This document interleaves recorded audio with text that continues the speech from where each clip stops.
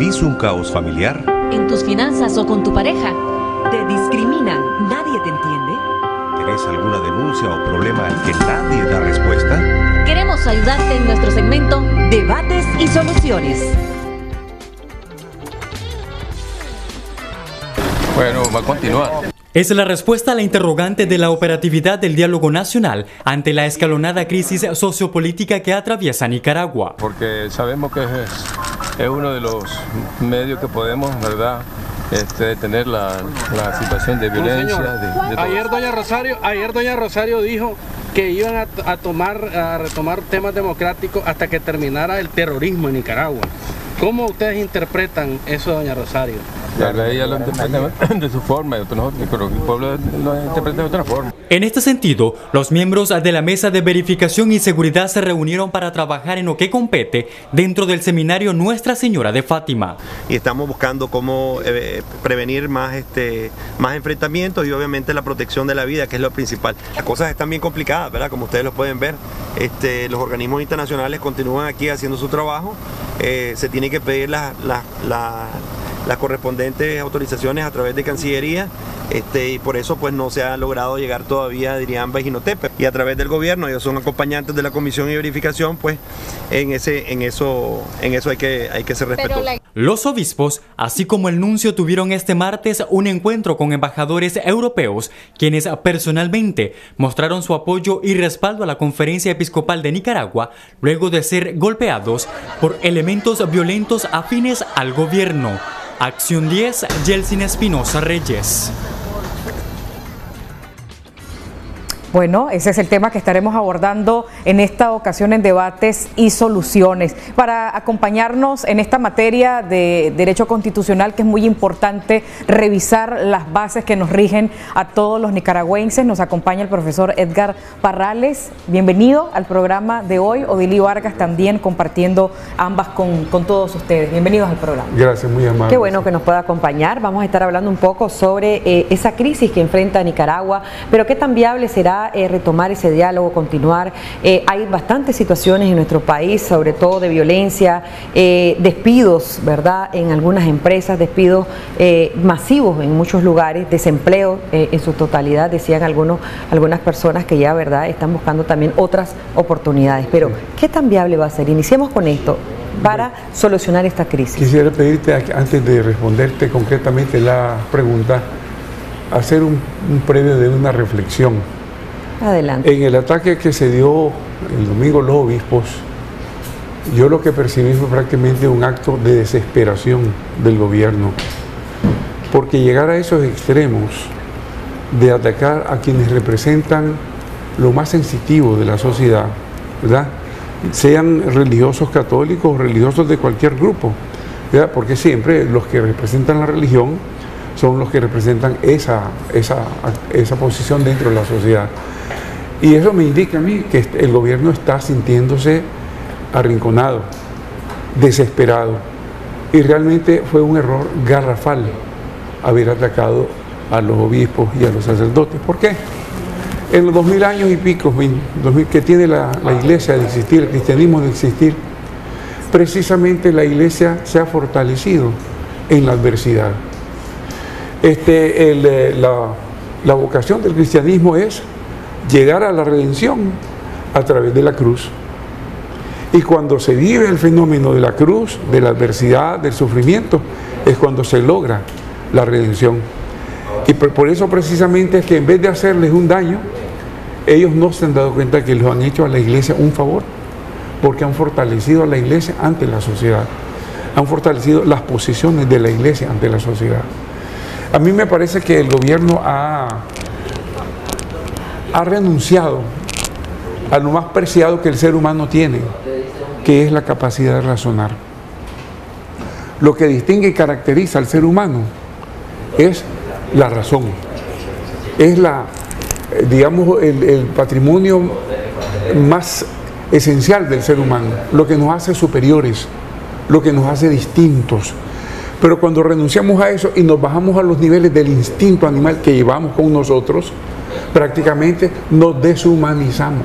Y ellos no cayeron, o sea, un sacerdote por su naturaleza, por su entrega y sacrificio, pues realmente es una persona que tiene autocontrol, que tiene autodominio, pero es un hombre, es un hombre de carne y hueso. Obviamente. Y no se dieron a ninguna provocación. Sin embargo, se vieron allí una gran entereza, una gran serenidad de los sacerdotes ante los ataques de que fueron objetos verbales, físicos y de todo tipo.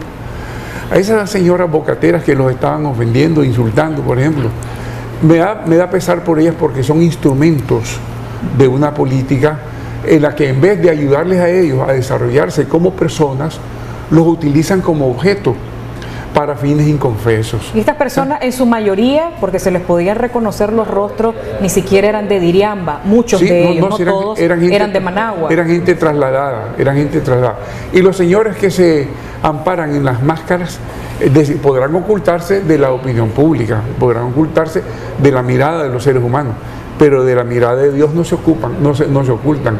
Dios los conoce, Dios sabe quiénes son, tocaron la heredad de Dios, lo sagrado, y Dios les va a reclamar, ¿verdad? Eso, que lo tengan seguro, porque tocaron lo sagrado, los lugares sagrados, los utensilios sagrados, a las personas sagradas, y todo lo que representa lo más eximio del ser humano. Bueno, siempre he escuchado también que la justicia divina nadie se escapa, podrán también llegar la justicia de los hombres, pero esa justicia divina yo creo que hay que temerle. Sí, bueno, pues sí, vamos temerle con amor. Sí, así es. Diosito es grande y poderoso, pero también es misericordioso. Sí, exacto. Vamos a adentrarnos también en lo de la crisis y el diálogo. Hay mucha preocupación, sobre todo esos sectores más desprotegidos, que es el sector trabajador, la población pobre. Yo personalmente, desde un principio, pensé que el diálogo no iba a funcionar. ¿Por qué?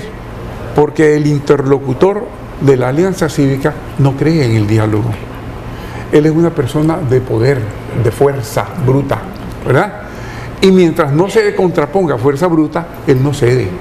De hecho, las veces que en la historia de Nicaragua, en los 40 años que tiene el frentismo y el orteguismo de estar en la historia de Nicaragua, él ha cedido solamente cuando ha tenido presión de fuerza contra fuerza. Permítanos un momentito que tenemos una llamadita en espera. Muchísimas gracias. Buenos días, adelante, le escuchamos. Buenos días. Adelante, le escuchamos. Gracias por esperarnos también. Buenos días. Sí, hoy. Le escuchamos, mucho gusto. Sí, y aquí en Guaslala hoy. Guaslala. Adelante, le escuchamos. Sí, aquí tuvieron los de esos paramilitares hoy. Sacando gente de las casas y eso no es así. Los muchachos son inocentes. Excelente. ¿Hay algún tipo de enfrentamiento en este momento ahí en Guaslala? No, eso fue hace 2 días, pero aquí estamos en pacífico nosotros.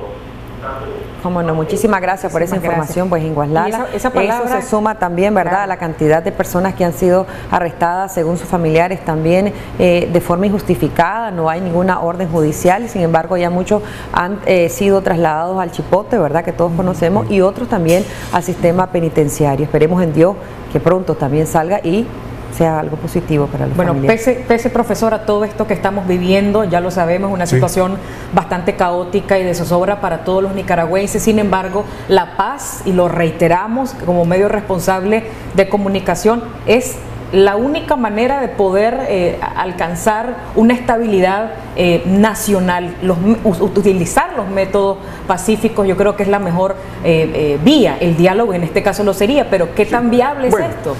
En realidad yo veo que los obispos han ido teniendo la suficiente sabiduría para mantener el diálogo, a pesar de que personalmente yo sabía o preveía que podía fracasar por la actitud de uno de los dos dialogantes, llamémosle así, ¿verdad? Porque lo que hizo fue sencillamente ganar tiempo. Eso fue, para él fue eso el diálogo. Pero bueno, los obispos han ido llevando el asunto, se han tenido algunos logros, y ahorita pues dijeron que lo interrumpían, no lo van a suspender por lo que sucedió este fin de semana, ¿verdad? Pero es importante que el diálogo se dé, porque es una de las instancias o espacios en donde, digamos, se tiene la oportunidad de poder tocar la temática y poder buscar vías de solución. ¿Cómo se puede llegar a ese diálogo mientras hay violencia, mientras hay situaciones y expresiones todavía como las que estamos viviendo en este momento? Ya hemos visto en algunos casos que la policía ha salido también a darle esa protección a la ciudadanía, pero aún hay un alto índice de inseguridad en nuestro país. Claro. ¿Cómo se puede llegar a esa viabilidad para calmar un poco esa crisis? Estos fenómenos no son, digamos, 2 más 2. Estos fenómenos son, digamos, de mucho estira y encoge.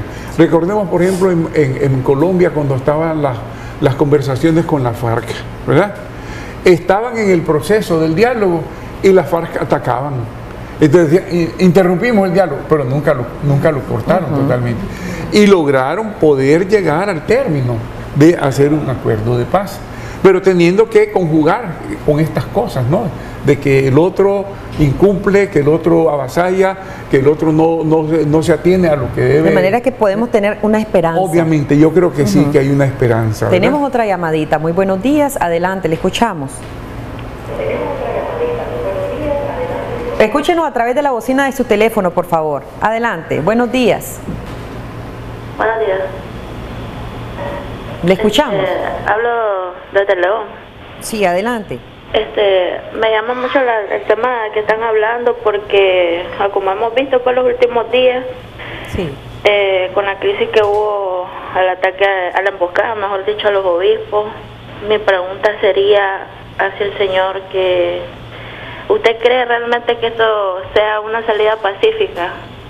Ya el pueblo ha derramado bastante sangre, aquí en León han capturado, matado jóvenes inocentes, estudiantes universitarios, muchachos de barrio, se llevan a quien sea que esté en el rango de joven.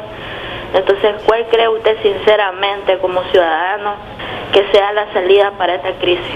Gracias. Gracias a usted por llamarnos, doctor. Definitivamente la salida pacífica siempre es posible, además es el objetivo de fondo, que lamentablemente paga su precio. Miren, cuando se dio el desarme y la pacificación, cuando doña Violeta llegó al poder, ya había ahí una cuota de muertos, dicen de 50.000 muertos, y se logró dar la pacificación, ¿verdad? Y así en los fenómenos históricos, la pacificación se ha logrado dar a pesar de las cuotas de sangre que sean, obviamente que no nos interesa que haya esas cuotas de sangre o que incrementen las cuotas de sangre. Cuando hemos evolucionado en materia de derechos humanos. Nos gustaría que no hubiera ni un muerto, pero lamentablemente se dan y tenemos que lidiar con eso, ¿verdad? Pero es posible, la paz es posible porque siempre dentro del ser humano hay unas reservas espirituales que permiten que confiemos en que el ser humano pueda acudir a esas reservas morales, espirituales y poder con sensatez actuar. Lo malo es cuando se pierde la racionalidad.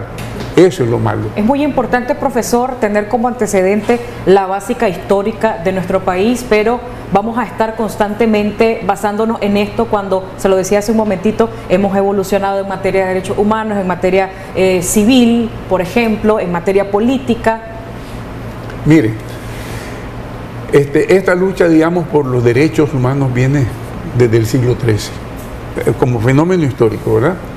Y se ha venido avanzando, creciendo, desarrollando, obteniendo logros. Llegamos al siglo XX. Y precisamente, una de las sociedades más desarrolladas, más culturizadas, más humanizadas de la historia, como fue la Alemania en los tiempos de Hitler y del nazismo, se envuelve en esa barbarie del nazismo, ¿verdad? Impensable que una sociedad tan desarrollada se incurra en esa experiencia tan nefasta, ¿verdad? Sin embargo, se logró la pacificación, se tuvo que luchar con armas y se logró la pacificación. Pero digo yo una cosa, el nazismo puede haber sido quizá el fenómeno histórico en donde un grupo humano logra la mayor concentración organizativa, institucional, militar, etcétera, etcétera. ¿Dónde está el nazismo? Está en la cloaca de la historia, ¿verdad? El frente orteguista no es ni nada comparado con el nazismo, no es ni la sombra, ni una sombra pálida de lo que fue el nazismo en cuanto a organización, estructura, poderío militar y todo eso. Que no se crean que van a prevalecer. De aquí a unos cuantos años vamos a ver el fenómeno del orteguismo como una barbarie la peor barbarie que haya pasado por nuestra historia. Lo vamos a ver peor que la de los Somoza. Y van a estar en la cloaca de la historia también. Y eso es un fenómeno cíclico de la historia, definitivamente, ¿ya?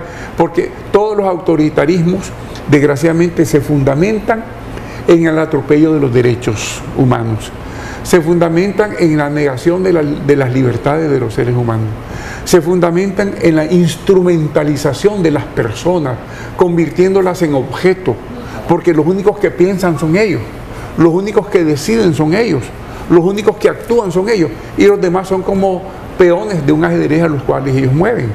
En cambio, en las sociedades democráticas, los seres humanos somos educados y nos fortalecemos para pensar, para actuar, para decidir con libertad. Esa es la diferencia. Y estamos luchando por conseguir ese tipo de sociedad. No en base a la paz de la que habla el frentismo, que es una paz adormidera. La paz de aceptar que las cosas estén como estén, ellos haciendo lo que quieren y los demás solamente aceptando, ¿verdad? Y obedeciendo. La paz que queremos es la que nace como fruto de la justicia y de los derechos. Así es.